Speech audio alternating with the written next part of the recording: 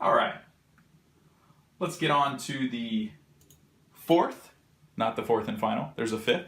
Let's get to the fourth common beginner question before creating your first blog. So this is a big one. Starting a blog on WordPress.com versus WordPress.org. Which one is better? Okay, so one is self-hosted and the other is not. The other is a free subdomain on WordPress.com, and the other, WordPress.org, is a self-hosted WordPress installation using WordPress as the CMS, the content management system for your blog, which is free. But instead of them hosting it for you on like cleverleverage.wordpress.com, I think this is the third time this has come up in these question and answer videos,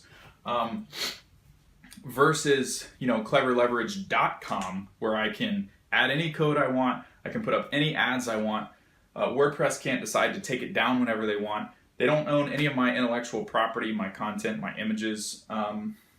They can't deactivate my subdomain whenever they feel like it. That's a big one. I would never want to put work into something and then have somebody say, oh, you're violating some of our guidelines, we're going to turn you off now. Come on, man. You crazy? So for me, I would never use WordPress.com for anything that I cared about or mission critical. I do use it sometimes for reputation management or to take up more spots in the SERPs for people's names or for company names and things like that. In my opinion, which is better? WordPress.org, which is a self-hosted and every single time, because you can do whatever you want with it. You get your own hosting account, you have full control over what you can upload, what you can change, what you can monetize. There's no rules and regulations, there's no restrictions. And me personally, I mean, blogging is about being creative. If you can see this page in itself, I got dogs everywhere, the clever dog.